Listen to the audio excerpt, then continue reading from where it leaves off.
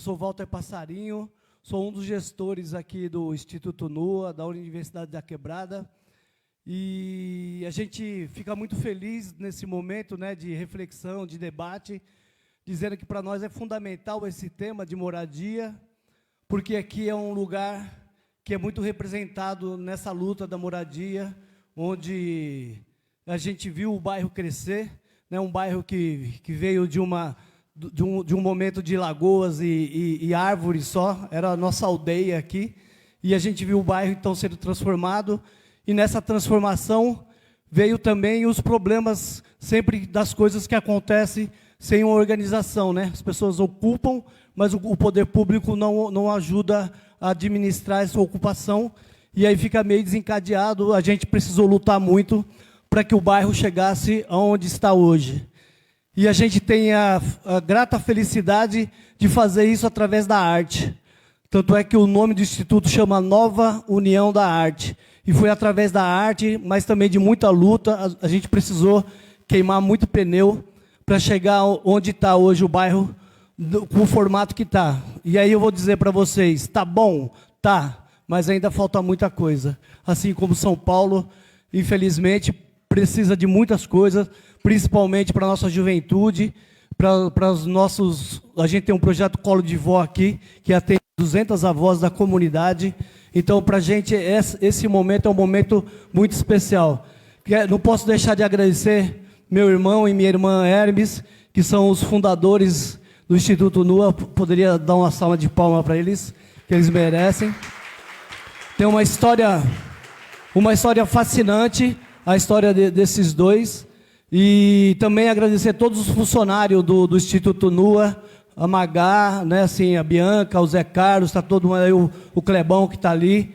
E a gente, então, gostaria só de, bem rapidinho, chamar os jovens aqui, que eles fizeram uma homenagem para você e vão entregar para a Débora também uma lembrancinha. Obrigado, Boulos, bem-vindo. Obrigado, Raul, por dar essa oportunidade de a gente debater sobre questões importantes, porque a de psicanálise vem fazendo intervenções aqui de reflexões muito importantes. Isso está nos alimentando bastante para continuar a lua. Obrigado por essa oportunidade. Obrigado, Boulos. Obrigado, Débora. Valeu, gente. Obrigado.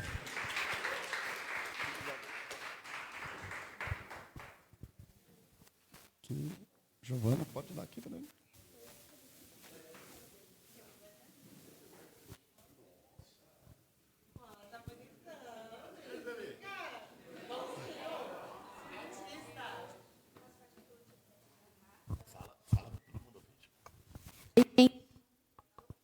Som? Bom, eu vou falar sem microfone porque... Alô? Som. Oi, gente, tudo bem com vocês? Meu nome é Giovana, eu faço parte da Quebrada e do coletivo Da Linha Pra Cá, que é um coletivo que nasce aqui dentro e está se criando aqui dentro. É um coletivo majoritariamente feminino, tá? Meninas que estão aqui quase todos os dias fazendo arte visual. A gente queria iniciar você com... Meu Deus, eu tenho que ficar falando aqui, senão para de coisar. A gente queria presentear você, eu e o Uber, juntamente, nosso facilitador. A gente fez esse quadro e eu espero que você goste muito, tá bom? É isso. Obrigado.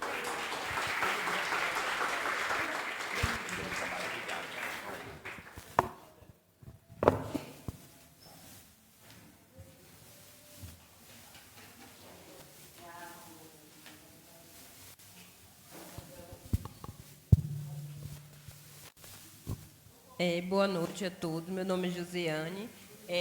Sou uma das pessoas representando a louça aqui no espaço. A gente agradece muito. E é um grupo 40 mais. A mais nova tem 83 anos. Então, espaço e a gente precisa muito de apoio, entendeu? E agradecer também você estar representando nós, mulher, aqui hoje. E seja bem-vindo e vamos com tudo, tá?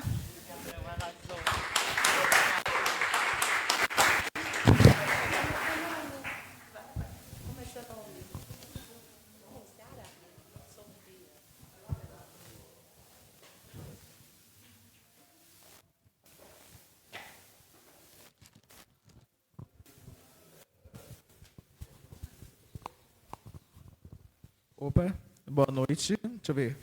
1, 2, 3, testando. Olha que coisa boa, funcionou. E aí, boa noite, galera. Prazer, Rafael Devel, artista do Ateliê Gambiarra. Aliás, só citando o Ateliê Gambiarra, dessa presentinho, né? Coisa finíssima que a gente elaborou. O nosso querido amigo e colega Boulos. Aliás, prazer de novo, Rafael Devel. Gente, quero falar de um projeto maneirinho que temos aqui na universidade, o Ateliê Gambiarra, onde você pode realizar artes com material reutilizável, ou que podemos fazer grandes produtos como, olha isso que magnífico, gente, e jovens e idosas fazem. Então, aplausos. Obrigada pela oportunidade de presenteando uma figura tão importante como você na política, é claro. Eu fico até com vergonha, dá um pouco de pedeira, mas é o que acontece e faz isso com os jovens. Mas o Ateliê Gambiarra trabalha com madeira reciclável e a gente transforma o lixo ao luxo. Assim, não é algo fácil, é algo trabalho, tipo, bem trabalhoso, porque é artesanal. Ó, emocionei. Voltando, mas... Obrigado. Eu quero que vocês dêem uma olhada no Instagram, porque tem os chaveirinhos maneiros lá, tem quadros, a gente mexe com bastante coisa legal, hein? Principalmente, senhor, se você, aliás, quiser dar uma olhada, né? Presentinho para você, entendeu? Então, obrigado, gente. Boa noite.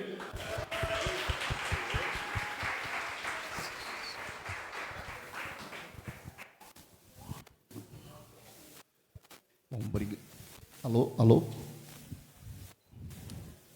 Obrigado, e vamos agora para a continuação da atividade. Bom, prazer estar aqui com a Débora Lima, com o Boulos, Guilherme Boulos, para debater esse tema tão importante, né? Essa ideia, né, a Favela de Psicanálise já tem 3 anos, né, que a gente é um espaço de formação, transmissão e política em psicanálise. Temos aqui um aprimoramento clínico, 24 pessoas atendendo aqui, recebendo supervisão, grupos de estudo, seminários mensais. E a gente sempre mescla temas que surgem dos atendimentos, temas trazidos pelos jovens, pelos idosos, pelos grupos que frequentam esse espaço, com os temas da psicanálise, né? Para a gente pensar uma psicanálise a partir desse lugar. E o nome Favela de Psicanálise, né? A gente existe sociedade de psicanálise, fórum de psicanálise. A gente escolheu a palavra favela, né? Porque a favela, como vocês sabem, nasce do Morro da Favela, lá de Canudos, que foi dizimado pelo governo central, que prometeu para ex-escravizados moradia, e, ao voltar para o Rio de Janeiro, além de não ganhar moradia, cortaram o soldo e eles ocuparam o Morro da Providência, onde, né, surgiu a ideia de favela, né? A favela é uma planta. E o tema da moradia para a gente aqui é muito importante. Eu fiz uma formação para os serviços do sistema de justiça e demonstrei para eles como o acolhimento institucional é uma coisa prejudicial à criança. No dia seguinte, o CAPS infantil me ligou e falou: olha, Raul, você falou isso, mas aqui, incrivelmente, a gente tem uma criança que foi trazida para cá como dependente química, estava no centro da cidade, na Cracolândia, foi para o Cratóide trouxe para a gente, e 7 dias depois a criança está aqui, brincando, empinando pipa, né? A dependência química não existe. O pai está acampado aqui na frente do CAPS, porque ele não tem onde morar, e o único lugar que a gente tem para mandar é o serviço de acolhimento, que ele vai ficar longe desse pai, né? A questão da moradia está colocada desde o início desse país, a falta de moradia. A falta de moradia é um projeto, né? A Chilean Bembe, na Necropolítica, mas também no Crítica da Razão Negra, né, esse filósofo camaronês, ele fala que o escravo tem uma tripla perda: perda do lar, perda do poder sobre o corpo e perda do poder político. Se a gente pensar, a moradia atravessa todas as políticas públicas. O CREAS, o CRAS, o CAPS, a UBS. Né? No entanto, quem faz a política pública, quem ouve, os psicanalistas, psicólogos que ouvem, tem moradia.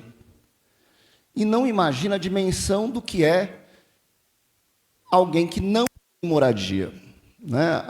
A Débora gravou um vídeo de chamada muito legal, né? Falando de alguns sinais e sintomas sobre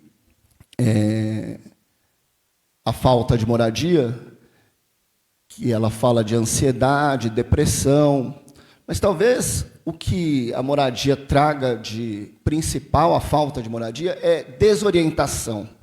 Não é? É vulnerabilizar, talvez, para controlar. Né? Nosso país, durante a pandemia, tinha 33 milhões de pessoas passando fome, hoje caiu esse número, mas não caiu muito.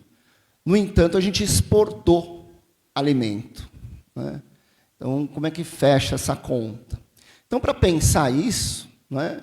E pensar também não só a questão da fome e a falta de moradia, mas a questão da resistência, a gente convidou Guilherme Boulos e Débora Lima para estar aqui com a gente hoje. Então, vou passar inicialmente ao Boulos, porque ele tem uma questão de tempo, e aí a gente depois passa para a Débora. Com vocês, Guilherme Boulos.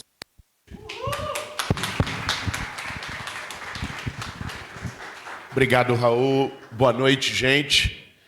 É um prazer estar nesse bate-papo aqui hoje.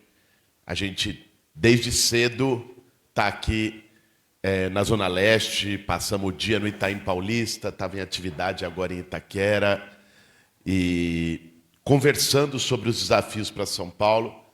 E eu acho que é muito legal a gente ter um momento para pensar sobre saúde mental e moradia. Porque essa articulação que à primeira vista pode parecer meio esquisita, como o Raul introduziu aqui, ela faz todo sentido. Eu quero cumprimentar a Débora, candidata a vereadora pelo PSOL, né, que vai falar um pouquinho aqui dessa experiência também no MTST, na luta por moradia, e cumprimentar a Celinha, candidata a vereadora pelo PT, daqui da região, que também tem uma luta muito importante aqui no território. Eu queria começar, Raul, falando um pouco de uma experiência que eu tive quando comecei a atuar no Movimento Sem Teto. Eu fui morar numa ocupação, bem jovem ainda, não tinha barba branca, cabelo branco um pouquinho, e eu ouvi de uma senhora numa ocupação uma coisa que eu nunca me esqueci. Ela falou, depois que eu vim para cá, e que eu tenho a minha casa, era um barraco ainda, não era uma moradia digna, mas era o espaço dela. Eu peguei o remédio tarja preta que eu tomava e joguei no lixo, porque eu não precisei mais. Quando ela falou isso para mim, soou um pouco... Falei, pô, o que é isso? A questão é que eu ouvi, depois, em mais de 20 anos do movimento, muitos relatos, muitos depoimentos que iam nesse mesmo sentido. E eu fui buscar estudar, tive a oportunidade de fazer um mestrado em psiquiatria, já tinha me enveredado pelo caminho da psicanálise, feito escola psicanalítica, feito formação psicanalítica, e a minha tese de mestrado foi justamente buscar entender como a luta por moradia, no movimento sem teto, nos movimentos de moradia, tinham um papel na saúde mental das pessoas, particularmente na depressão e na ansiedade, que são dois sintomas hoje generalizados e que começam cada vez mais cedo. Você pega hoje a criançada com celular, com rede social, com a lógica do like, a ansiedade é constante. A frustração que a rede social também promove é constante e que tem aumentado muito os casos, os diagnósticos de depressão, né, na infância e na adolescência, de ansiedade na infância e na adolescência. E o que eu vi no estudo que eu fiz do movimento, como é que a gente organizou o estudo junto com o orientador, a gente aplicou um questionário em ocupações do movimento sem teto para pessoas que entravam no movimento. E depois aplicamos esse mesmo questionário para essas mesmas pessoas depois de 4, 5 meses no movimento. E foi perceptível a mudança. A mudança no sentido de redução de sintomas de depressão e de redução de sintomas de ansiedade, que foi os 2 pontos que a gente trabalhou nos questionários. E nós pegamos as 10 pessoas que tiveram maior mudança na percepção e nos sintomas e conversamos com elas, fizemos longas entrevistas. Uma delas, aliás, foi a Débora. E nesse processo, as pessoas relataram o que tinha mudado. E o que mudou? E que fez essas pessoas se tornarem, se livrarem de sintomas que causavam sofrimento nelas. Primeiro, a convivência coletiva que o movimento social promove. Nós vivemos numa cidade de 12 milhões de habitantes, mas as pessoas estão sozinhas, cada vez mais solitárias no meio da multidão. A lógica de comunidade foi sendo esmagada, foi sendo perdida. Ela persiste ainda aqui na periferia, de algum modo, onde você conhece o vizinho, onde em alguns casos você ainda pode bater na porta da vizinha, do vizinho, para pedir uma xícara de arroz, que não é a realidade da maioria das pessoas. Quando você perde esse vínculo de comunidade, de você pertencer a uma comunidade maior, as pessoas vão se isolando e as pessoas também vão se deprimindo. O movimento social reorganiza esse sentimento de comunidade. Junta as pessoas por um objetivo, recria esse pertencimento, cria a cozinha coletiva, onde as pessoas se juntam para comer juntas, para fazer juntos. Cria um mutirão de limpeza na comunidade, onde as pessoas se juntam para trabalhar juntas. E isso reconstrói uma raiz de comunidade que a nossa sociedade foi destruindo aos poucos. Um outro ponto muito importante que todas essas pessoas, nessa convivência, nesse estudo que a gente fez, falaram, é o que você disse aqui no começo, Raul, a moradia. Qual era o ponto comum dessas pessoas? Elas estavam numa situação de moradia precária, por isso que elas foram para o movimento de moradia. Essa situação de moradia precária era gente em situação no extremo, ou era gente morando de favor na casa de alguém, de um parente, e muitas vezes sofrendo humilhações de estar num lugar que você está ali, né, quase como uma pessoa estranha, que as pessoas se sentem um problema para aquele lugar. Ou eram pessoas que estavam devendo 2, 3 meses de aluguel e viviam na tensão permanente de ser despejadas a qualquer momento. Essas pessoas, quando foram para a ocupação, quando reconstruíram uma comunidade na ocupação, por mais que a moradia ali ainda fosse precária, elas se livraram de relações de humilhação, de medo. No caso das mulheres, muitas vezes de violência doméstica. E isso deu um espaço de segurança. E o teto significa muito isso. Ter um teto não é só ter uma laje de concreto. Ter um teto é ter o seu espaço de segurança. É estar menos vulnerável a humilhações e a violências.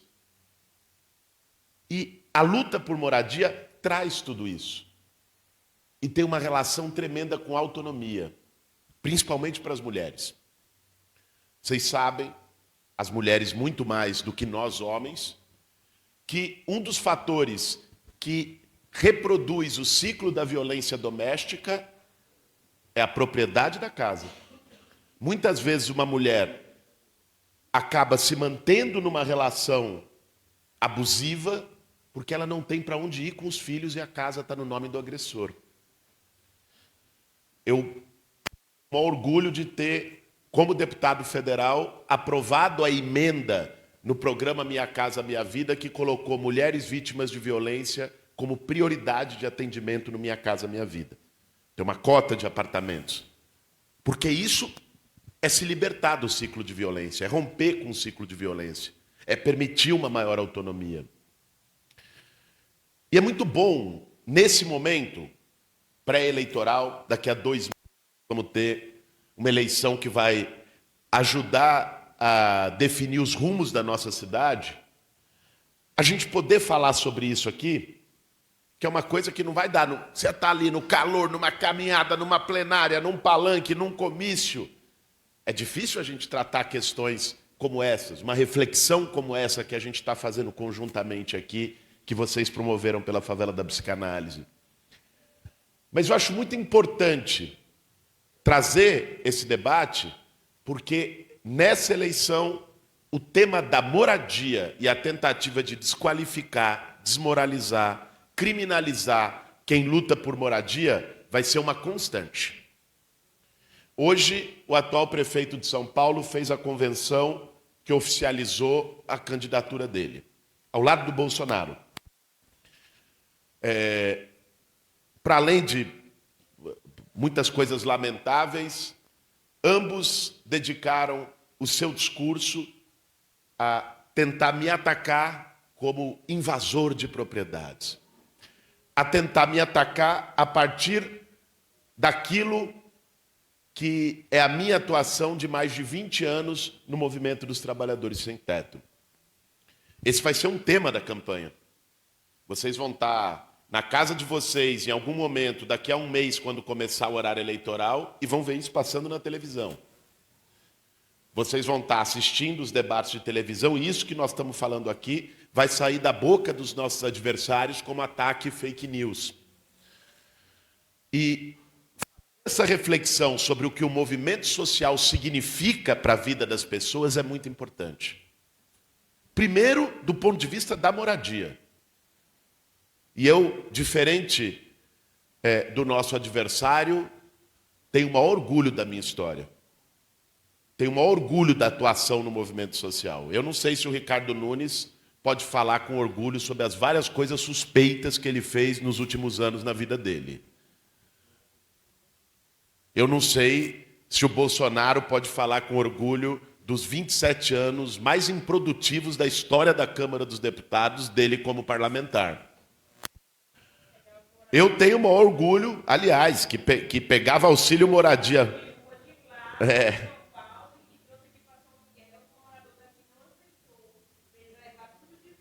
É isso mesmo. Ou seja, nós estamos falando de gente que joga baixo. Mas nós vamos ter muita paciência e tranquilidade para explicar o que é o movimento social. Primeiro que o movimento sem teto, o movimento de moradia, nunca tomou a casa de ninguém. Pelo contrário, já deu casa para milhares de pessoas através da luta organizada. Casa e dignidade. Segundo, que mais do que isso, o movimento sem teto tem várias iniciativas sociais. Uma delas, que também me orgulha muito, que a Débora é parte, é a das cozinhas solidárias. Né? Ao contrário de promover a violência que eles dizem, né? E tudo mais, a baderna, a desordem, o movimento dos trabalhadores sem teto matou fome de mais gente nos últimos anos do que o prefeito da cidade mais rica da América Latina. E isso não é pouca coisa. A ação do movimento social é uma atuação que merece ser valorizada e não criminalizada. E o ponto maior onde isso se mostra é o efeito disso na vida das pessoas. De alguém que tem uma casa. De alguém que pode reconstruir a sua vida a partir de uma casa. O efeito subjetivo e psicológico de alguém que se livra ação de agressão por estar vivendo de forma precária. O efeito subjetivo e psicológico de alguém que se livra de sintomas depressivos, por deixar de estar absolutamente solitário e reconstruir a sua vida a partir de um processo comunitário, enraizado. E eu quero terminar dizendo para vocês que é isso que nós queremos fazer na Prefeitura de São Paulo. Para além de valorizar e respeitar a atuação dos movimentos, para além de fazer o maior programa de moradia da história dessa cidade, focado nas periferias, e não só moradia, não. Quando a gente fala em casa, não é só construir novas casas, é urbanizar a favela, é dar dignidade para as pessoas que hoje moram de maneira precária, é fazer regularização fundiária e dar o documento para que as pessoas, hoje, sob o medo de um despejo, tenham a garantia de que aquilo é dela. Mas, para além disso, nós queremos, na cidade de São Paulo, reconstruir uma lógica de comunidade. E sabe como se reconstrói uma lógica de comunidade? Com participação.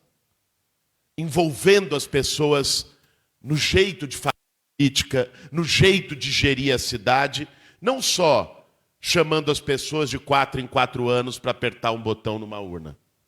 Democracia tem que ser muito mais do que isso. Democracia é retomar, por exemplo, o orçamento participativo, que nós vamos retomar na cidade de São Paulo, para que as pessoas que moram numa região sejam parte da definição do que é a prioridade dessa região. Democracia, por exemplo, é a gente valorizar os conselhos de saúde, os conselhos de moradia, os vários conselhos que hoje estão esvaziados. Hoje um conselheiro de saúde entra numa UPA, entra numa UBS, entra num hospital, quase como de favor. Não é nem recebido pelo diretor, pela organização social que faz a gestão daquele hospital. O que nós queremos é empoderar as pessoas para ser os fiscalizadores do poder público se o serviço está funcionando ou não. Participação é descentralização. Isso é essencial numa cidade como São Paulo, gente. São Paulo é uma metrópole gigante. Só que a Zona Leste tem uma população maior do que a do Uruguai. A Zona Leste tem 4 milhões de habitantes. É maior que vários países do mundo em população. Então, um prefeito, lá no viaduto do Chá, não tem condições de dar conta das demandas do dia a dia da cidade. Por melhor que ele seja, ainda mais quando é um prefeito ruim, como a gente tem hoje. Aí piorou. Então, a gente precisa descentralizar, fazendo com que as subprefeituras voltem a ter um papel efetivo de ser a porta e a voz da prefeitura no território, com que as subprefeituras tenham, sob o comando, subprefeitos que sejam da região, sejam lideranças da região, respeitados na região, que tenham interlocução com todas as lideranças comunitárias.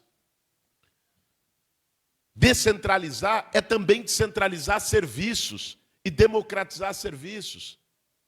Tanta coisa que hoje é feita de cima para baixo pode ser feita de um jeito cooperativo, de um jeito coletivo, com participação. Por exemplo, um dos grandes desafios que a gente tem hoje na cidade de São Paulo e nas grandes cidades do mundo é enfrentar as mudanças climáticas.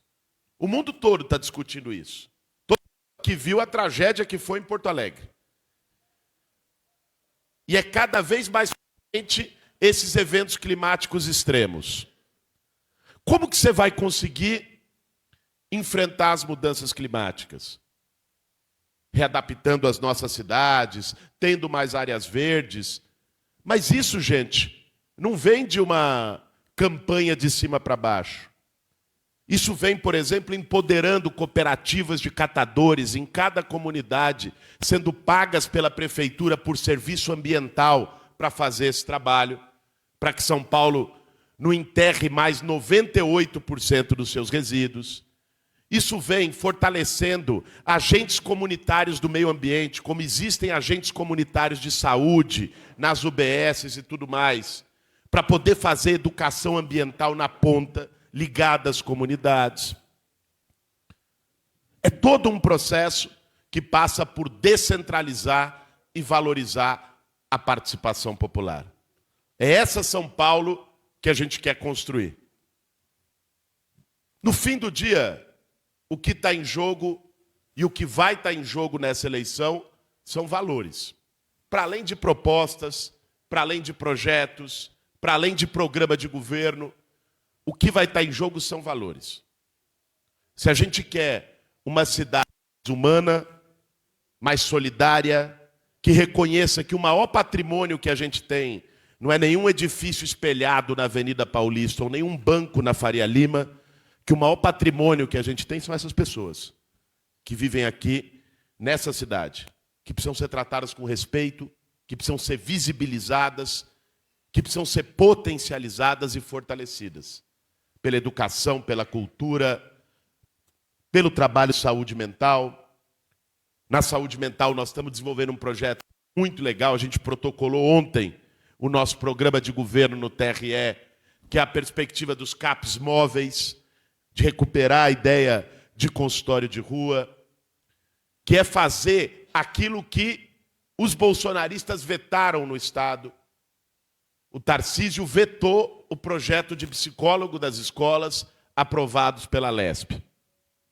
Nós botamos ontem no nosso programa de governo e faremos isso a partir do ano que vem, eleito prefeito de São Paulo, a garantia de ter profissionais de saúde mental em todas as escolas municipais da cidade de São Paulo, para acompanhamento das crianças, adolescentes e dos profissionais da educação. Vai ter. Né? Claro.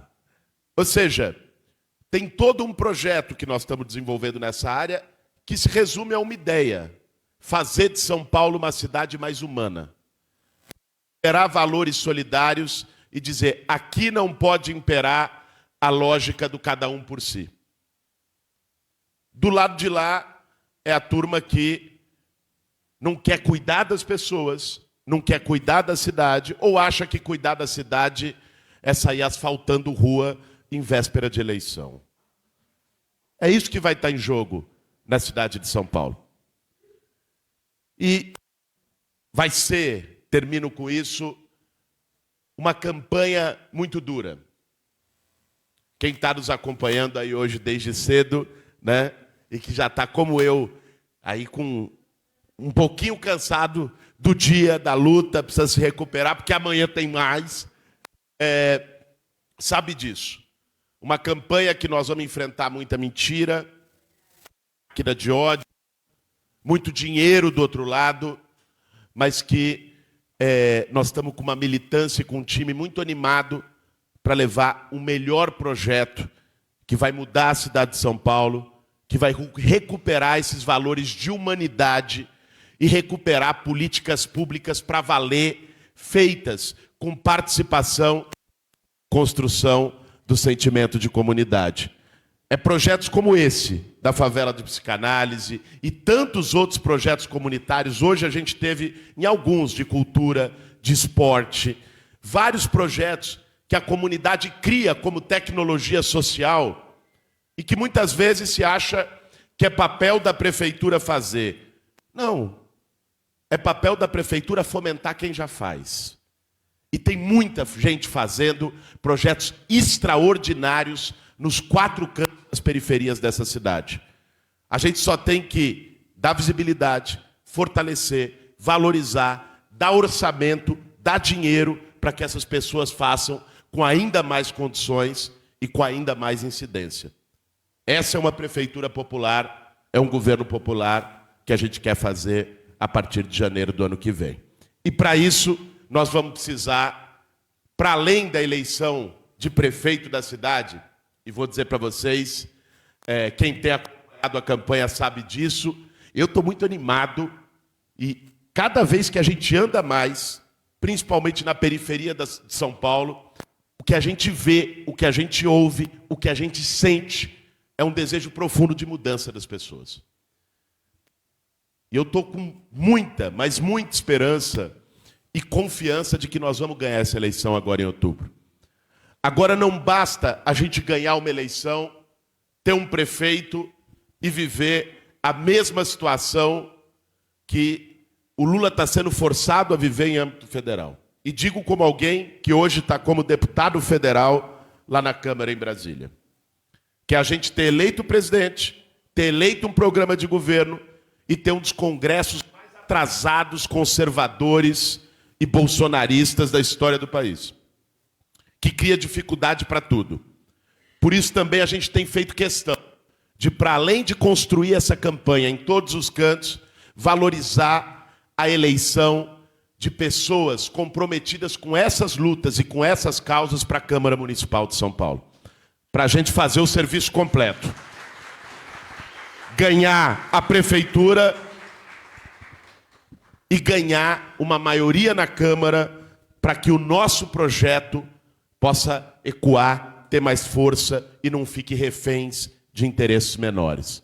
Por isso quero valorizar aqui a presença da Débora, que é presidenta estadual do PSOL, candidata a vereadora, uma mulher que eu conheço de muitas lutas do movimento dos trabalhadores sem teto, mãe solo, lutadora, criadora das cozinhas solidárias, uma guerreira candidata a vereadora, e valorizar a presença da Celinha, uma mulher guerreira também aqui desse território, da Zona Leste de São Paulo, e que está nessa caminhada para também ser mais uma representação feminina de luta da periferia, do extremo leste, na Câmara Municipal de São Paulo. Desejo de verdade poder, o ano que vem, trabalhar com vocês e a gente tomar posse juntos, eu na Prefeitura dia 1º e vocês duas na Câmara dia 1º.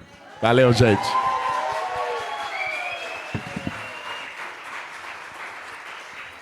Obrigado, Boulos. Como combinado, a gente vai abrir para 2 perguntas para o Boulos. E eu já coloco a minha. Né? Acho que a gente concorda, Boulos, com tudo que você falou. O problema, a gente fica, como fazer? Essa é uma questão importante. Acho que no seu programa de governo estão 50 mil moradias. Né? Claro, para o que foi construído é muito. Mas para a demanda da cidade de São Paulo, né, 120 mil pessoas em situação de rua, né, fora 80. Eu li do artigo da Folha que estava 120, mas enfim, 80 mil, né, em situação de rua. Pessoas em moradia precária, pessoas que não entraram nessa contabilização porque estão fora do centro, enfim, tem várias questões aí, né. Agora, como é que a gente faz isso? Né? E claro que a gente acredita que o movimento social é muito importante, mas, né, acho que o bolsonarismo não surge por conta do Bolsonaro, surge por conta de sentimentos que estão na população, né, anti-esquerda, anti-solidariedade, anti... Né, Paulo Freire, mas também Freud, né? Freud vai falar que o trauma produz a identificação com o agressor. Paulo Freire também vai falar, né, da identificação do oprimido com o opressor e das maneiras de superar o poder exacerbado e de como, né, se livrar, né, se livrar do poder do opressor. Mas no nosso cenário político, principalmente na cidade de São Paulo, né, que aí a gente tem máfias das imobiliárias, máfias dos convênios de creche. Né? A gente pode denunciar o Nunes, aí ele ser pego em meia dúzia. Né? Mas tem uma estrutura dada aí, né? De convênios, inclusive de gente ditos da esquerda. Né? Então, como é que a gente muda essa mentalidade, muda essa situação política, né? Para produzir moradia, produzir políticas públicas? Lembrando, né? O aluguel social, que era uma coisa que existia, e foi muita luta, eu lembro da Cleisa Maffei Rosa, que escreveu o livro Povo da Rua, né, que ela brigou contra a criação do Boracéia, né, que ela achava que era uma política de totalizante, uma luta pelo aluguel social como uma maneira de garantir moradia para as pessoas foi cortado no governo Haddad, né? Claro, tem questões de orçamento, mas nunca mais voltou, né? As pessoas que trabalham aqui em políticas públicas, em SPVV, em serviço de acolhimento, né? Tem gente aqui de serviço de acolhimento. Chega uma família lá que o filho foi acolhido porque não tem moradia, não tem aluguel social. Pode pedir, pode, enfim, né? E a questão da moradia, para boa parte da população, a população que construiu uma casinha simples, acha que é questão de conquista e de mérito. Como é que a gente muda a consciência das pessoas? Acho que essa é uma questão importante, né? Quantas pessoas acreditam que as pessoas devem ter moradia independente de onde nasceu, independente de classe social, independente de mérito, né? Acho que essa é uma questão importante que eu vou deixar aí para você e ver se tem alguma questão da plateia aí. Tem uma aqui. Pegar, que levantou a mão primeiro ali, gente. Eu passo para você e aí a gente faz essas coisas. Olá. Obrigada. Meu nome é Isabel, eu sou psicóloga, tenho lugar de fala, tá? Para pedir um por turno. Saúde mental de quem cuida também importa. Eu trabalho na defensoria e eu, desde 2010, faço atendimento de pessoas que pedem auxílio moradia e outros atendimentos, né? Você falou dessa cota que você propôs e conseguiu para o Minha Casa Minha Vida. Aqui em São Paulo, a gente tem um programa que chama Pode Entrar, no papel, desde 2021. Muitas mulheres que eu atendo que foram para o CDCM para pedir auxílio aluguel, não sei se você sabe o que é um CDCM, é Centro de Defesa e Convivência da Mulher, atende mulheres em situação de violência. O fluxo era esse, né? Passa no CDCM, vai para a Secretaria de Direitos Humanos, lá consegue auxílio aluguel, e a gente pedia também para entrar no Pode Entrar, porque começou a ter essa coisa bonitinha aí no papel. Cidadania de papel, né? Em fevereiro, março do ano passado, as mulheres entregaram documentos para entrar no Pode Entrar. Eu atendo uma mulher especificamente que sempre assim é o caso que eu estou acompanhando desde 2021 para ver se uma hora ela recebe essa casa. Ela entregou em março os documentos. Em junho, ela já não recebeu mais o auxílio aluguel, que tinha sido renovado já, porque é só 12 meses. Em junho, ela já não recebeu mais. Aí eu falei para o defensor, mano, não dá mais. Administrativamente, não dá mais. Judicializa. Fiz o relatório, pá. O Pode Entrar aqui é uma palhaçada, tá? O Nunes colocou lá que ele entregou casa já. Isso não é verdade. Então, assim, quando você for prefeito, porque você será, Laroyeixo, por favor, você faz esse Pode Entrar ser de verdade, por favor. Obrigada.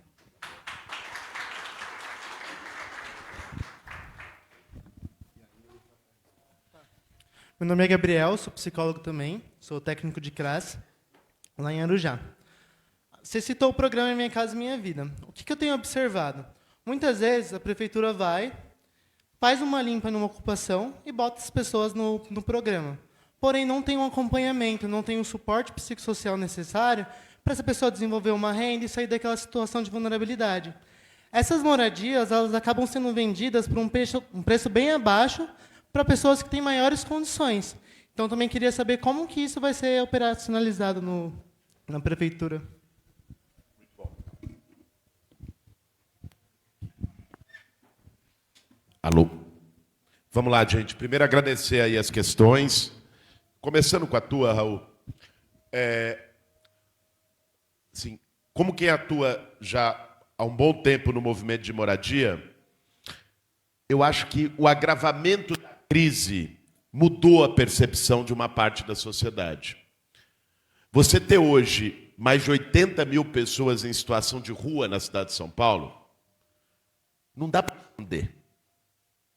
Mesmo para as pessoas que moram nos bairros mais ricos da cidade, não dá mais para botar embaixo do tapete.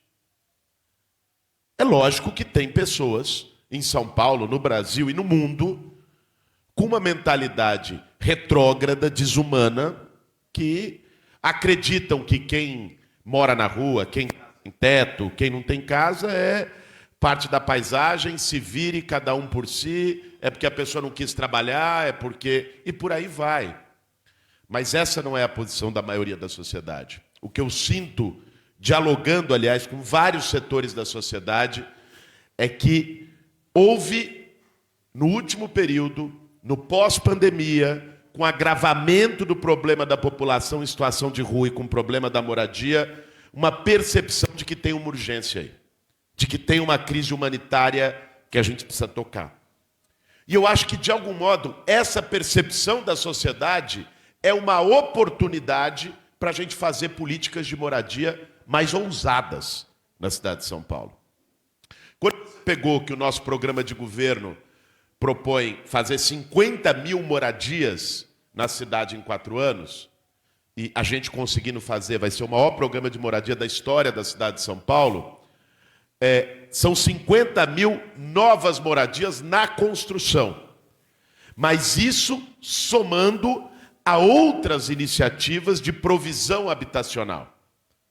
E aí, dialogo com a tua pergunta, Isabel, com a tua questão, na verdade, o teu pedido, na verdade, sobre o Pode Entrar.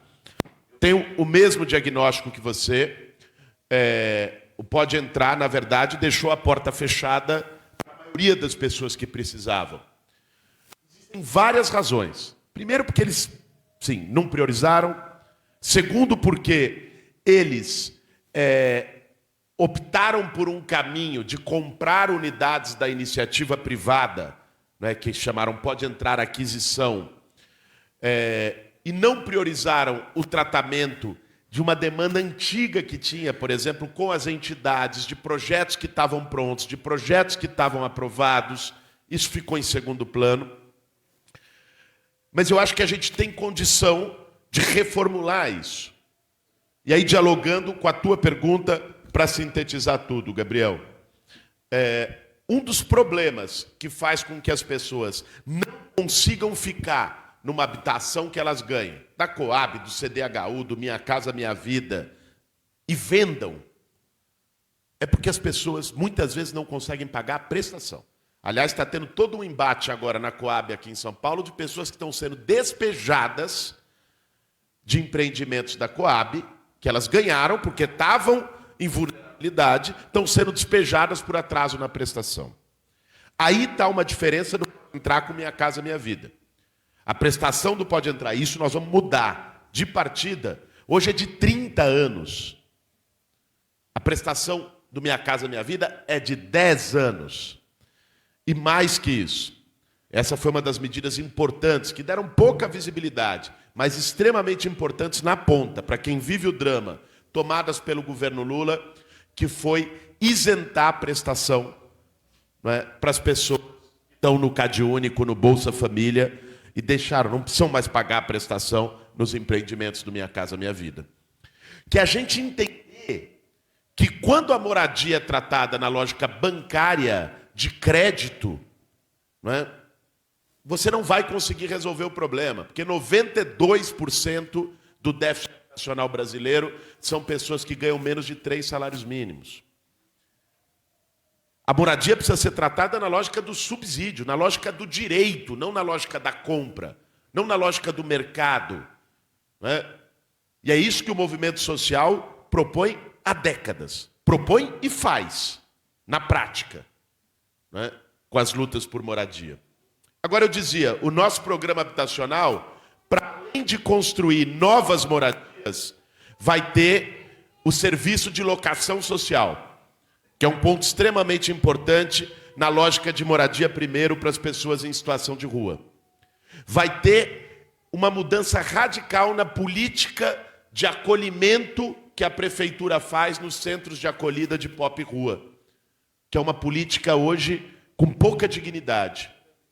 Significa humanizar esses espaços.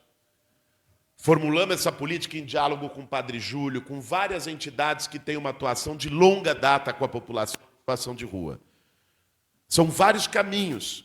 É a gente pensar pensões, é a gente pensar hotel social, é a gente pensar acolhimento humanizado, é a gente fazer locação social. Tudo isso integrado, conforme o caso e a situação da família. E por último, e essa é uma coisa que eu não vou abrir mão, nós temos que, também isso é simbolicamente, para combater a desigualdade urbana em São Paulo, pegar imóveis públicos abandonados no centro da cidade, requalificar, fazer retrofit e fazer moradia popular para as pessoas que precisam.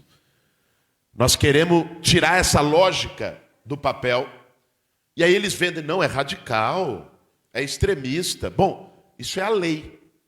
O Estatuto da Cidade, uma lei federal que tem quase 25 anos, diz que é isso que tem que ser feito em imóveis abandonados, a partir de um determinado processo, depois de IPTU progressivo, que desapropriar, requalificar para habitação social.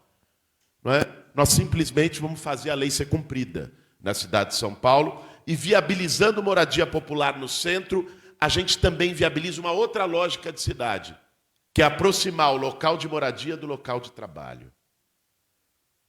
É aproximar o lugar onde tem mais infraestrutura, mais serviço público, mais serviço privado, mais oferta de emprego, de onde os trabalhadores estão morando. Isso é muito importante. Então, o projeto de moradia que nós estamos pensando para São Paulo é um projeto integrado com uma lógica urbana de combate à segregação. Pensar a cidade não sob o olhar da especulação imobiliária, pensar a cidade sob o olhar das pessoas que constroem a cidade no dia a dia.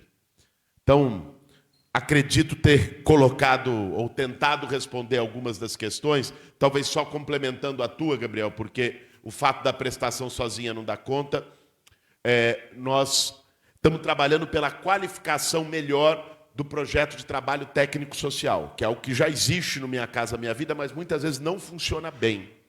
O técnico-social é um projeto de geração de renda, de convivência condominial, de trabalho coletivo nos condomínios, que teria que existir pelo menos um ano depois da entrega das chaves, para adaptar as pessoas a esse novo grau de convivência e permitir geração de renda. Então, qualificar esse projeto com assistentes sociais, não é, com oficinas e com todo o processo é algo que também está na nossa proposta para os conjuntos habitacionais na cidade de São Paulo. Como o Raul tinha falado, gente, eu vou ter que ir embora mais cedo, porque a agenda é louca, porque temos aí muito diálogo para fazer, na cidade, muito voto para ganhar na cidade, porque para a gente poder fazer tudo isso que eu estou falando aqui, nós temos uma eleição no meio do caminho para ganhar, e contamos com vocês, inclusive, nesse próximo período, para ter esse desafio atendido. Então, fiquem aí com a Débora, também uma guerreira importante da luta do movimento social, e desejando muita sorte, Débora, nessa tua caminhada, na tua caminhada, Celinha, e para o projeto de Favela da Psicanálise, e todos os projetos sociais construídos na periferia dessa cidade. Valeu, gente. Boa noite.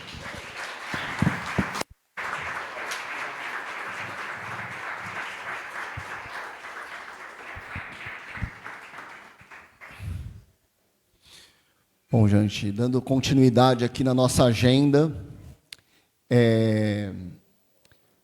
vou passar agora a palavra para a Débora, para a gente continuar o nosso debate.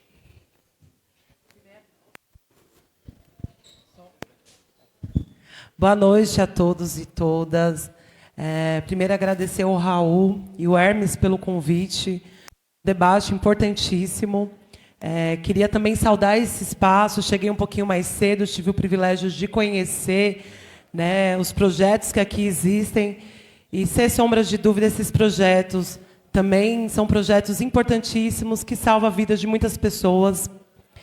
E eu queria, respeito à moradia, eu queria começar assim, que o MTST, movimento ao qual hoje eu estou coordenadora social desse movimento, ele salva vidas, assim como salvou a minha vida. Porque quando a gente pensa na questão da moradia, né, da ausência da moradia, e aí eu queria trazer um pouquinho assim do cenário. Quando o Guilherme traz aqui que eu fui fruto da pesquisa dele, Antes de conhecer o MTST, o movimento, eu estava num processo realmente depressivo, estava muito triste, estava num processo de depressão, aonde eu, como uma mulher preta, uma mulher negra, de moradora da periferia, mãe solo, eu vivia as diversas dificuldades que tantas mulheres negras acabam vivendo hoje na vida e na sociedade, aonde desde a minha infância eu tive uma infância sofrida, aonde quando pequena tive que mudar por diversas, o pessoal está dispersando lá, mas eu vou tentar me concentrar aqui. As falas do fundo meio que atrapalha. Vou voltar. Eu sou professora, e professora quer silêncio e às vezes acaba bagunçando a cabeça. Onde por diversas e diversas vezes eu tive que ver minha mãe nessa luta por moradia, a gente tendo que sair de uma casa para outra casa, ia para uma escola, e aí nessa escola acabava eu fazendo amizade com os coleguinhas, já achava que ia ficar naquele lugar, que ia ser os amigos por toda uma vida, quando pensa que não. Minha mãe e meu pai chegavam para mim e falavam: olha, Débora, a gente vai ter que mudar de casa. A mudança de casa vinha também a mudança de escola, e isso mexe na cabeça das crianças. E o peso, gente, de pagar um aluguel na vida dos pais é uma parte importantíssima da renda do trabalho. E eu costumo dizer, uma vivência que eu vivi na minha infância, que por diversas e diversas vezes, quando criança, eu via minha mãe chorando e não entendia o choro da minha mãe. Eu só questionava: mãe, o que foi? Você está chorando? E como criança, eu falava: mas por que você chora e não faz barulho? Né? Porque criança é barulhenta, criança chora e fala: ah! Mas eu não entendia, e eu vim entender quando eu tinha 8 anos de idade, quando eu acordei cedo com meus irmãos e virei para minha mãe e falei: mãe, hoje não vai ter pão? Minha mãe nem respondeu nem que sim nem que não, só fechou o semblante, e passou alguns tempinhos, eu vi ela no quarto dela chorando. Foi naquele momento que eu entendi que o choro da minha mãe, que eu vi tantas e tantas vezes, era a preocupação de não ter o alimento para dar para a gente. Eu sou uma pessoa que senti a vivência do que é você não ter comida. E a fome, gente, dói demais.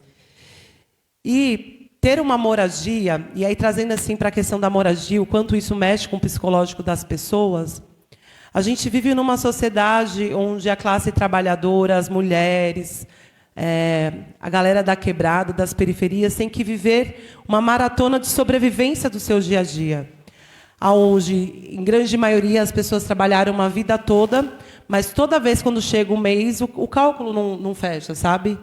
E é dinheiro para pagar o aluguel. A maior parte dessas pessoas tem quase 70% do seu salário sendo retirado para pagar o aluguel. Como se não bastasse, contas de água, contas de energia, alimento. E aí, como que a pessoa vai ter o psicológico tranquilo vivendo desse jeito? Como que a pessoa não vai ter ansiedade e apresentar quadros de depressão, tendo que todo mês viver uma maratona?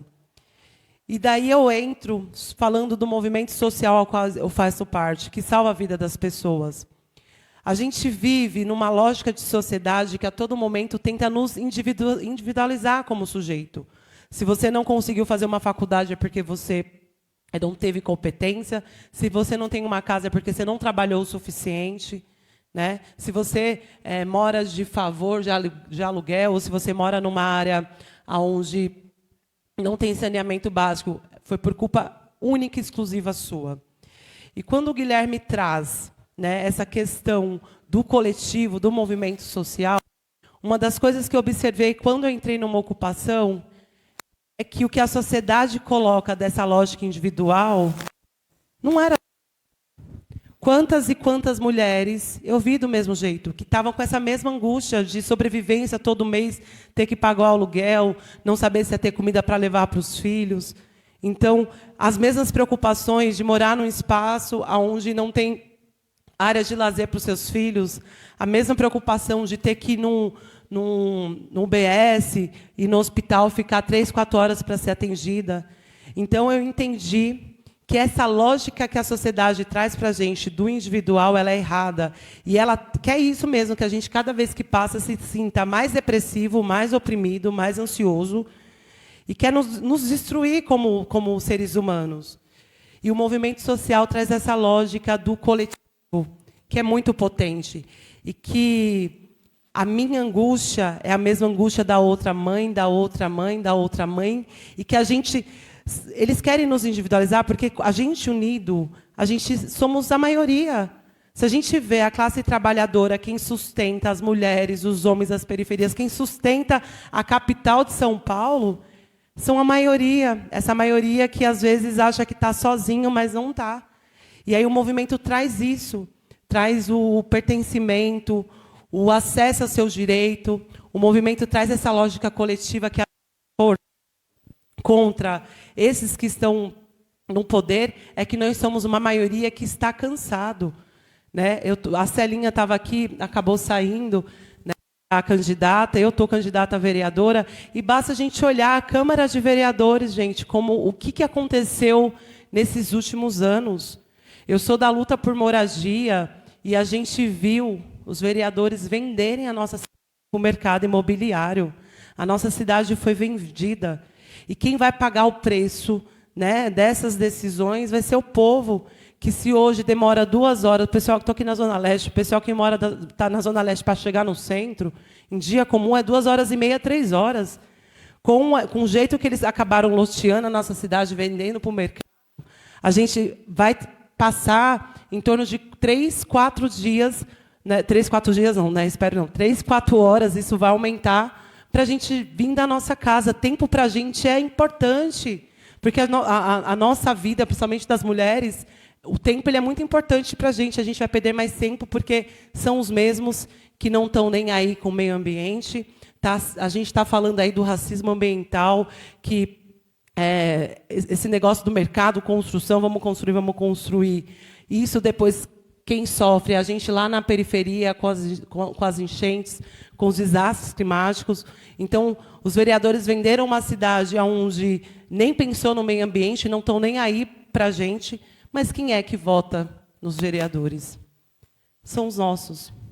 São os nossos, porque eles usam de uma lógica que é... Eu já estava hoje na FreePay, num debate, que estava falando do trabalho, precarização de vida. Então, eles usam de uma lógica, que é a lógica que as pessoas, sim, têm que trabalhar nos trabalhos precários, as pessoas, sim, têm que entender que a política é algo distante. Para mim, é mais interessante a política, onde, quando eu vejo que uma pessoa está passando... as pessoas têm que estar passando fome, sim, porque se eu chegar para uma pessoa que passa a fome tanto tempo, no dia de eleição, dar uma cesta básica para essa pessoa, eu vou ser o salvador da pátria e vou ganhar o voto dessa pessoa. E esses mesmos querem permanecer nessa lógica e continuar se perpetuando no poder, aproveitando a fome das pessoas, as necessidades das pessoas para chegar lá e lascar a vida das pessoas. E é isso, eles não precisam saber o que a gente está fazendo. O importante é eles ter o voto deles e a gente está nesse espaço. E a gente cansou. O povo cansou desse tipo de política. Basta ver o que fizeram privatizando a Sabesp, gente. Aqui a capital de São Paulo tinha o poder de vetar, de não acontecer, porque a gente detinha boa parte das ações da Sabesp, privatizaram. A gente tem vereador, né, que, não sei se vocês viram, o caso da PL da fome. Né, a pessoa que ia dar uma... Né, Rubinho Nunes, eu não gosto de dar ibope para ele, não, porque eu quero enfrentar ele lá dentro. Lá dentro ele vai descobrir o que é uma mulher sem teto arretada. Filho. Mas um absurdo a gente ter que entregar, a gente que quer dar uma marmitinha de comida, né, para as pessoas, ia receber uma multa de R$17 mil. São esses caras que estão no poder, são esses caras que estão pensando na cidade, são esses caras que estão no seu ar-condicionado, que não sabem o que a gente passa no SUS. São esses caras que seus filhos estudam em escola particular e não querem valorizar os professores, a educação, não querem investimento. São esses caras que os seus filhos vão nos grandes shoppings, tem parques do lado, mas não sabem da nossa dificuldade todo dia. Eu sou mãe solo de 4 crianças. Tem um menino, o Christopher, de 14 anos, que é um menino negro. E eu morro de medo, porque na minha quebrada é a cada esquina o crime chamando. e de contrapartida da polícia, que tinha que nos proteger. Eu tenho medo da polícia, e a gente vê cada absurdo. Eu tenho medo da polícia pegar meu filho e forjar ele se ele estiver com o celular na mão. Semana passada, eu não sei se vocês viram, o caso da Cássia, lá na Zona Norte, uma pessoa que era amiga minha, que os policiais não quiseram saber, o filho dela, por ser um menino preto, uma favela, os policiais entraram na casa do menino e matou o menino. Um homem, um jovem trabalhador, feirante, nunca se envolveu com nada de errado.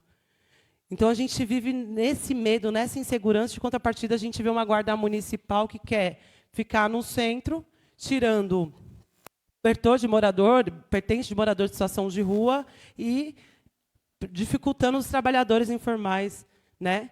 Eu sei que a questão da segurança é mais atual, mas a gente pode sim ter uma guarda municipal mais humanizada, né? A gente tem que aumentar a guarda municipal Maria da Penha, só tem 8, só nas regiões centrais. Aí tem uma mana lá na Quebrada passando por violência. Se tiver uma viatura que chegue lá, porque o Guilherme sabe direitinho como que está, mas só tem 8. E na Zona Leste tem mais, Sul é 1, Norte, Sul é 2, Norte é 1, e se chegar lá, chegou.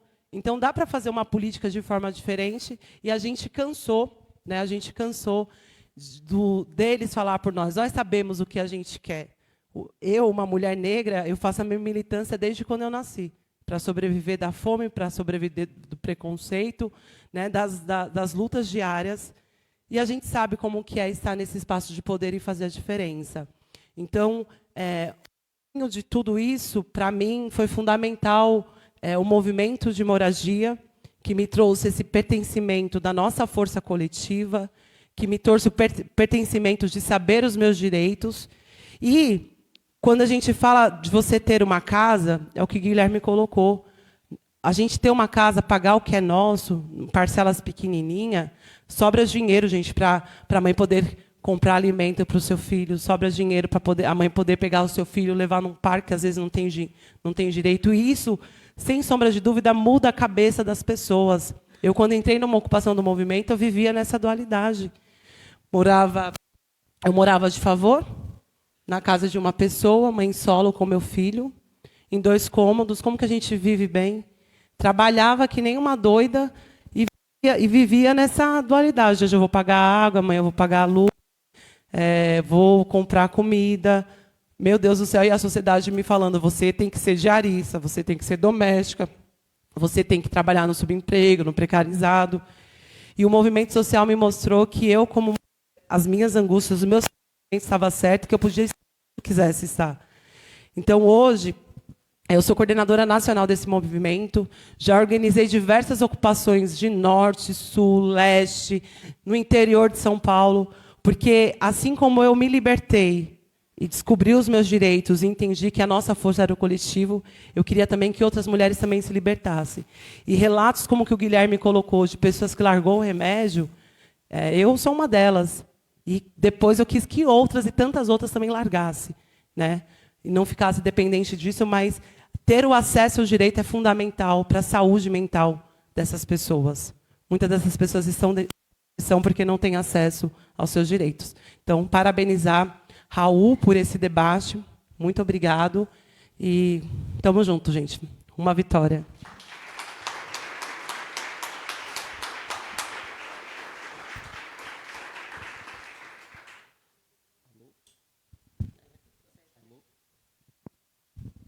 Alô?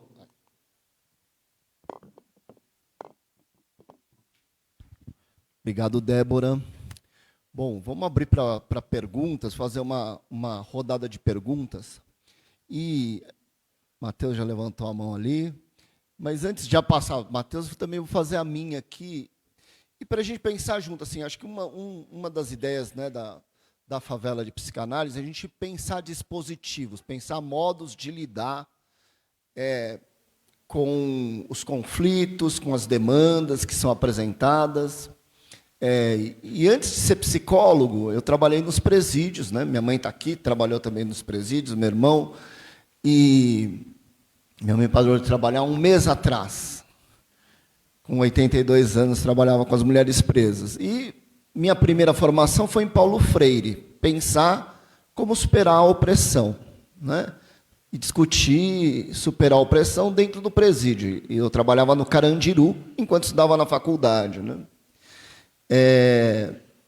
E a Faculdade de Psicologia da PUC, quase 90% de pessoas ricas, de famílias abastadas, que não imaginavam várias das situações, e às vezes na clínica da PUC faziam interpretações das pessoas, da pobreza e da realidade, né, que Freud diria de interpretações bárbaras, né? Então é importante a gente pensar dispositivos e pensar a discussão. Como a gente faz o enfrentamento político? Então, a primeira pergunta que eu vou fazer para a Débora, a gente faz uma sessão e a Débora escolhe o que ela vai responder, tem essa questão do lugar de fala, que está muito... Né, e eu vejo, quando a Débora falava, várias mulheres que eu conheço aqui, negras, balançavam a cabeça, né, concordando. Mas basta ser mulher negra da periferia? Porque a direita já aprendeu isso. Tem várias candidatas negras da periferia, candidatas da direita aí, né? Então, o que mais precisa, né? Basta ser mulher negra para poder falar?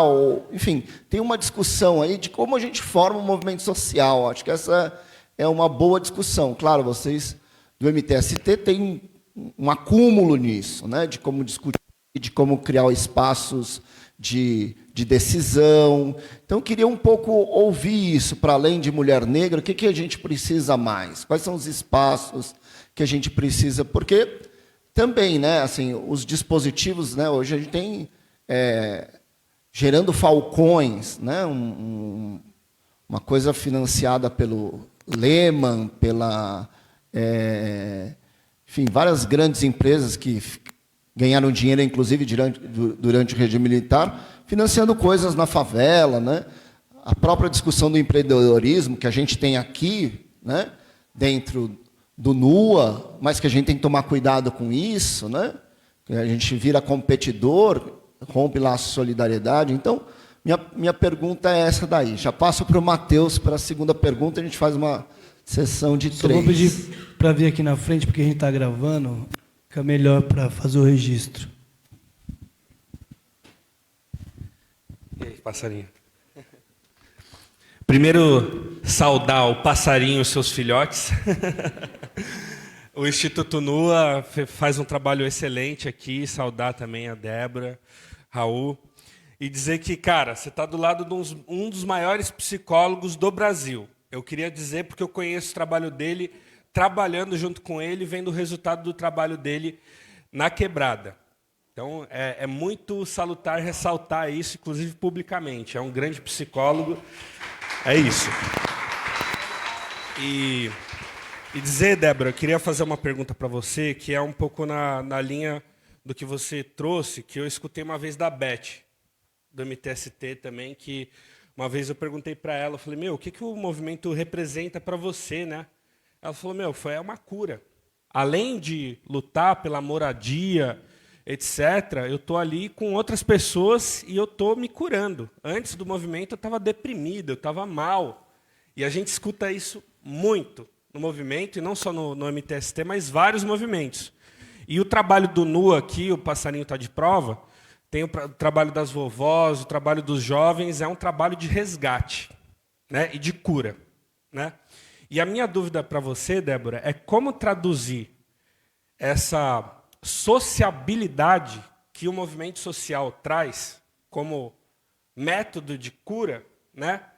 Como traduzir isso numa política pública e em políticas públicas que permeiem todas as políticas públicas da cidade. Especificamente sobre a moradia, como romper a lógica da quantidade de moradias para uma forma de luta por moradia que traga esta sociabilidade embutida junto com a moradia. E aí eu queria jogar uma pergunta para o Raul. Numa sociedade quebrada, é das quebradas que vem a cura? Essa é a dúvida que eu trago para você. Mais uma pergunta aí? Tem mais perguntas? Uma pergunta ali, a gente faz. aquelas que tem muitas perguntas. Mas eu queria fazer um comentário. Você falou sobre racismo ambiental, né? O Boulos falou sobre você falou sobre necropolítica, né? Outro dia eu fui no Horto Florestal. Eu fui com um amigo que é de Guarulhos. Eu já estava achando errado que eu achava que eu ia ter que pagar uns 15 ou 20 reais para entrar. Aí eu cheguei na porta, no portão, é 55. A gente voltou para trás, cara, porque pagar 55 reais para poder fazer uma trilha, isso eles estão terceirizando tudo, né? Até o parque está terceirizado. A Urbia é dona de tudo agora. Você tem que pagar para a Urbia para poder aproveitar a área verde da nossa cidade. Enfim, eu sei que é um outro tema, né? Mas eu acho que assim, a gente precisa falar sobre isso. Por que tem que pagar para entrar no parque, cara? Isso é você expulsar, é gentrificação da área verde, sabe? Enfim, era esse é o assunto que eu queria que você falasse um pouco. Obrigada.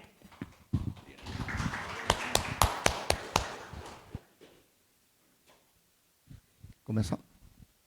Eu vou, aí você, no final, responde a sua e finaliza.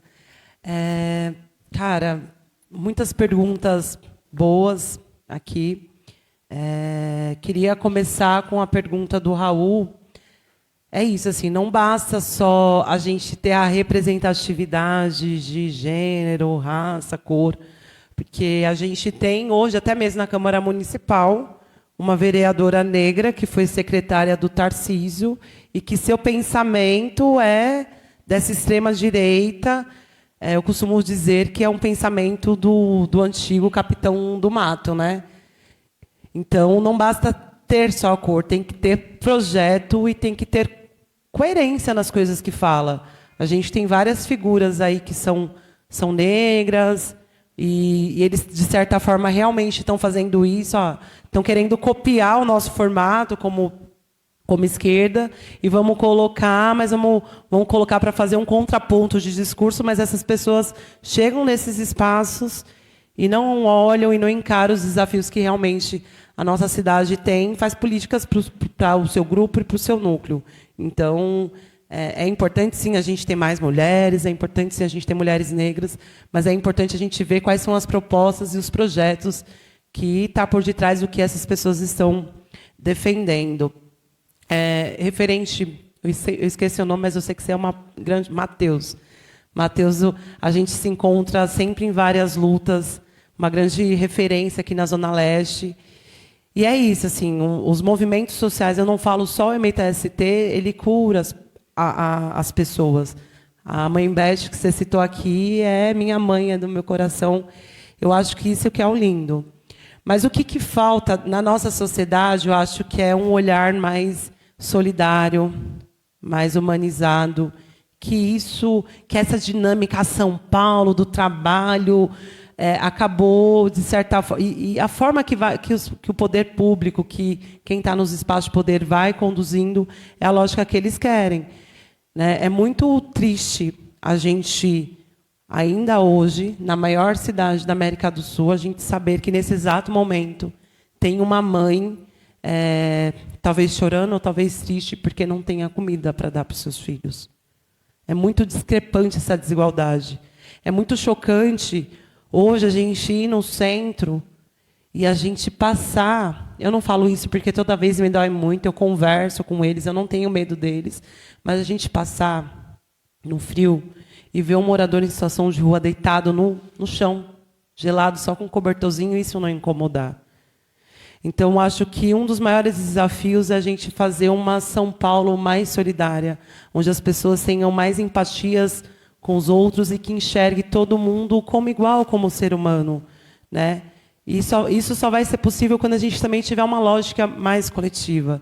Dentro das ocupações do MTST, eu sou mãe de 4 filhos. E hoje está muito em pauta, muita gente pautando essa questão do cuidado,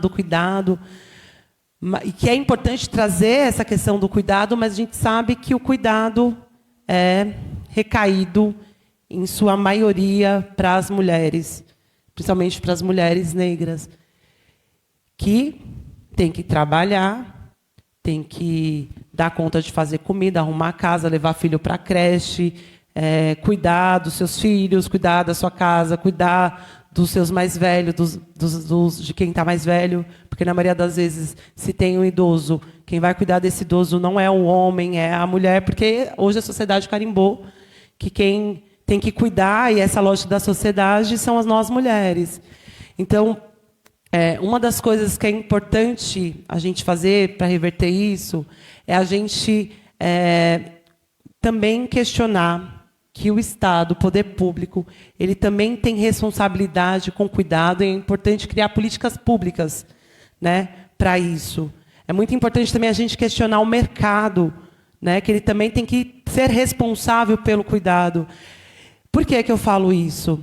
Porque o cuidado, a Vera Iaconelli traz muito bem isso, é importante que os homens também enxerguem o cuidado como algo valoroso.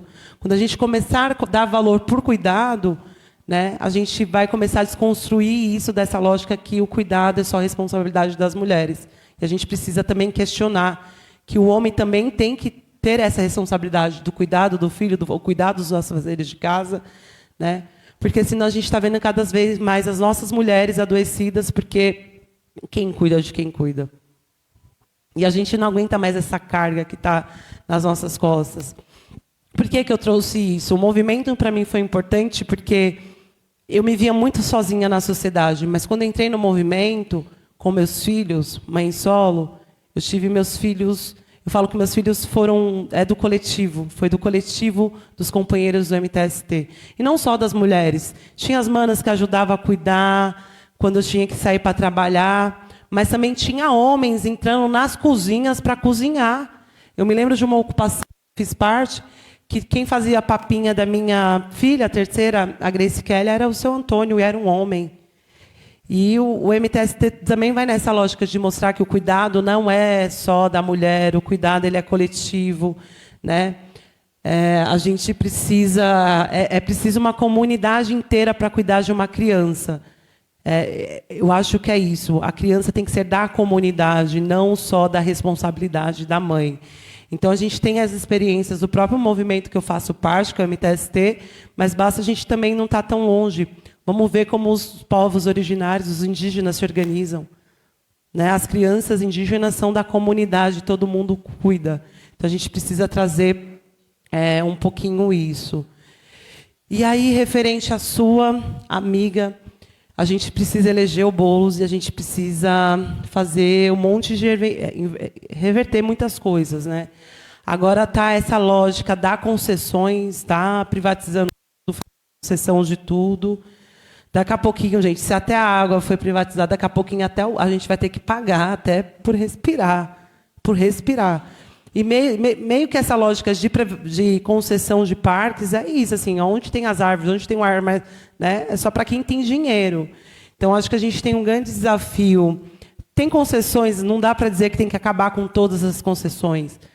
Tem concessões que são importantes, mas a gente precisa revisar várias delas, porque essa lógica de privatista, de concessões, é precarização de serviço ou escolhas de quem entra e quem não entra. Basta a gente ver o que aconteceu recentemente com a Sabesp, um debate que estava falando de privatização das praias.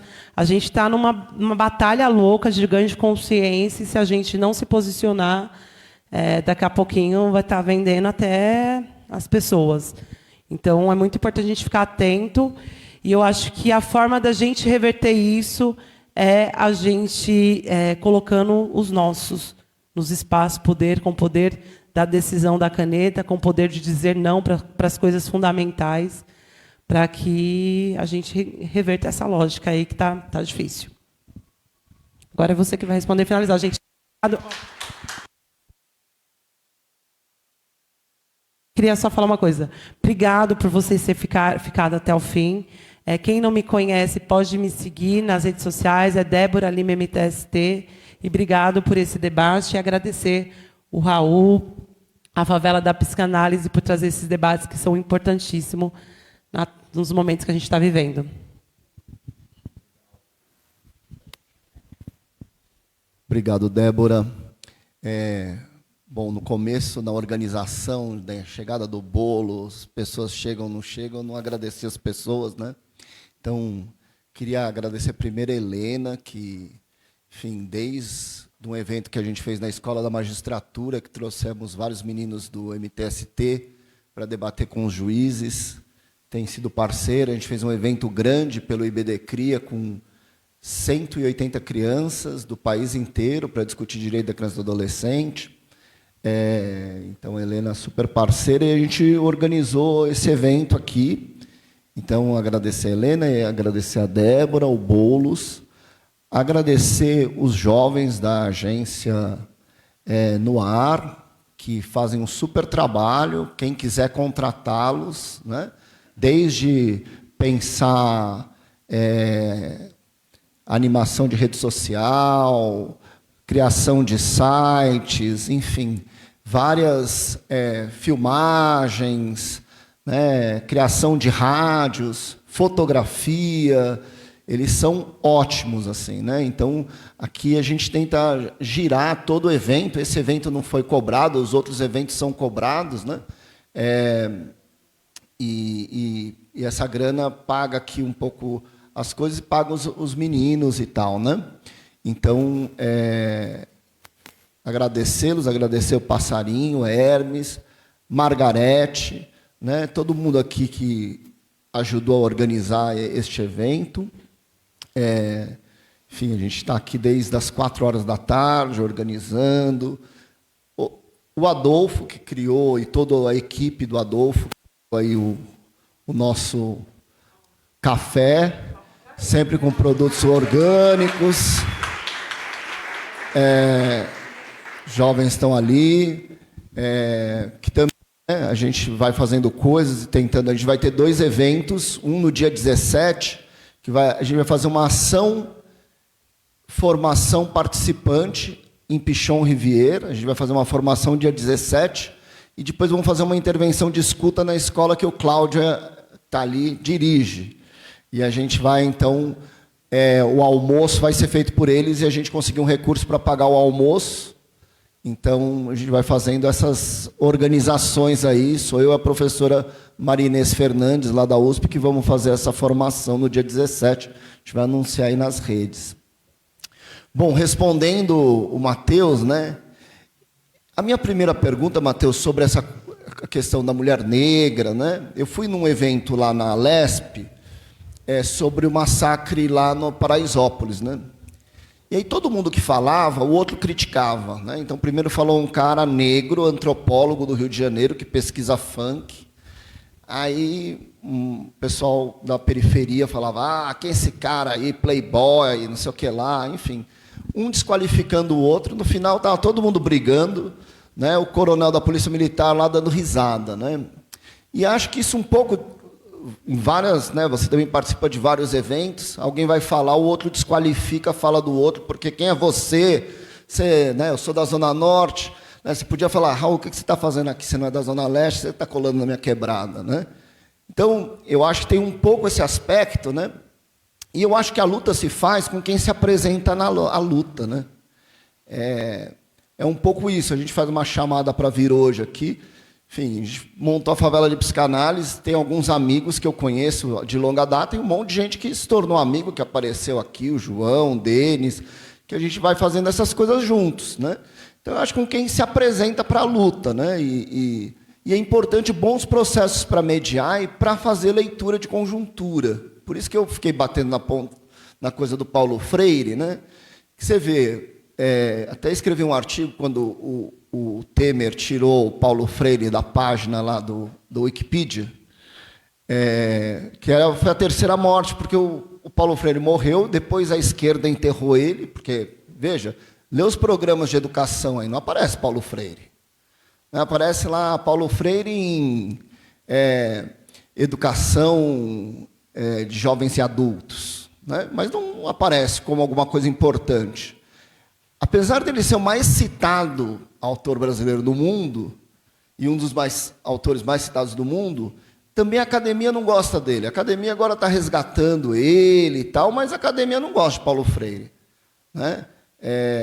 Então, e Paulo Freire traz a temática da opressão, do poder exacerbado, várias coisas importantes da gente discutir, né? Então, importante, quando eu perguntei para a Débora quais são os processos lá para a gente aprender, é um pouco isso, né? Bons processos. Então, eu acho que é a quebrada, mas, né, com parte da elite que quer mudar, né? A gente faz a luta com quem quer lutar e com quem a gente tem afinidade, né? Então, é um pouco isso, assim, né? Acho que eu até ia citar, eu trabalhei com o pai do Mateus no serviço de acolhimento, né?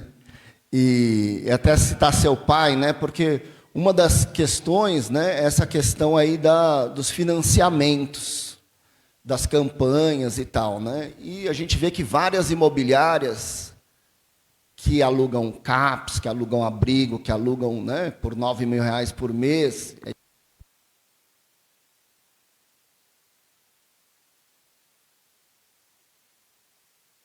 Alô? Foi. Vai entrando em conta, né? E tem uma história engraçada com seu pai.